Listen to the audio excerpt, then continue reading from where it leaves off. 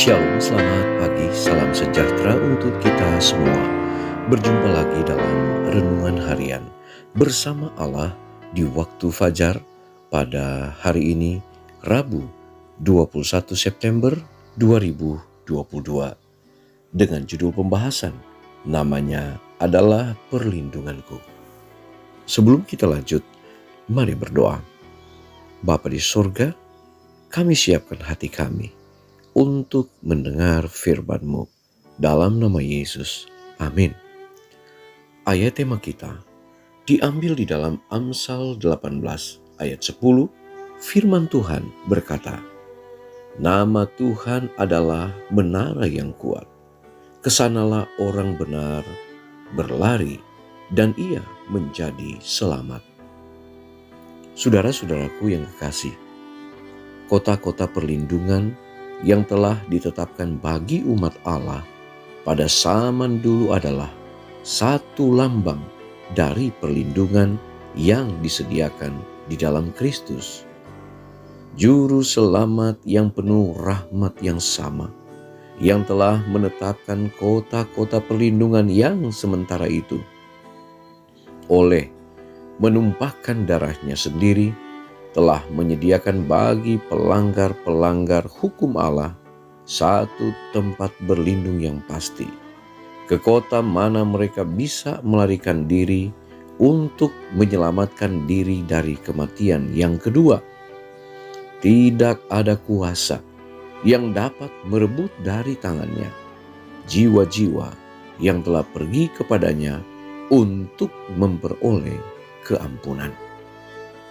Setan berupaya untuk membawa kita ke dalam pencobaan, agar kejahatan tabiat kita dapat dinyatakan di hadapan manusia dan malaikat-malaikat, sehingga ia dapat menuntut kita sebagai miliknya. Musuh itu membawa kita ke dalam dosa, lalu ia mendakwa kita di hadapan segenap isi surga sebagai yang tidak layak terhadap kasih Allah. Allah di dalam kasih-Nya yang besar tengah berupaya mengembangkan di dalam diri kita kasih karunia Roh-Nya yang berharga. Dia izinkan kita menghadapi rintangan, penganiayaan, dan kesukaran bukan sebagai suatu kutuk, tetapi sebagai berkat terbesar dari kehidupan kita. Setiap pencobaan yang dilawan, setiap penderitaan yang ditanggung dengan berani, memberikan pengalaman baru kepada kita dan memajukan kita dalam pekerjaan membangun tabiat.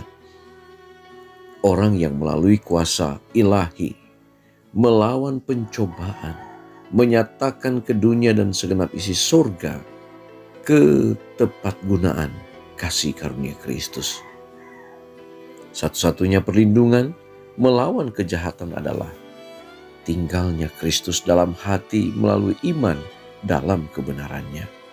Karena sifat mementingkan diri yang ada di dalam hati kitalah pencobaan berkuasa atas kita. Tetapi apabila kita melihat kasih Allah yang besar, sifat mementingkan diri tampak kepada kita dalam sifatnya yang mengerikan dan menjijikkan. Dan kita ingin supaya itu dibuangkan dari dalam jiwa. Khotbah di atas bukit halaman 132 sampai 134. Saudara-saudaraku yang kekasih, manusia membutuhkan jaminan perlindungan. Dan itu sudah disiapkan oleh Allah sebagai sumber perlindungan kita. Setan berupaya untuk membawa kita ke dalam pencobaan, agar ketika kita melakukan kesalahan-kesalahan, maka kita akan diklaim sebagai pengikutnya. Tetapi Allah di dalam kasih-Nya yang luar biasa memberikan satu perlindungan bagi kita melalui Roh Kudus-Nya. Mengapa? Oleh karena kita berharga di hadapan Tuhan. Kita diingatkan walaupun pencobaan-pencobaan yang kita alami, kita akan mendapatkan satu pengalaman perlindungan dari Allah sebagai satu-satunya pelindung umat manusia. Kita diajak untuk melihat kasih Allah yang besar, sehingga kita akan mendapatkan satu kekuatan perlindungan dalam setiap tantangan dan pencobaan. Mari kita berdoa. Terima kasih Tuhan untuk berkat yang kami boleh terima lagi saat ini. Kami mendapatkan jaminan perlindungan dari Tuhan ketika kami berada di tengah-tengah dunia yang berdosa. Namun bersama dengan Tuhan, kami akan ada kelepasan, kami akan ada kekuatan, kami akan ada perlindungan saat kami digoda dan dicobai oleh kuasa kegelapan. Ajarlah kami untuk terus bergantung kepadamu Bapa, agar kami akan selalu memperoleh kemenangan-kemenangan iman. Bapa di sorga, menyerahkan kehidupan kami hari ini ke dalam tangan-Mu.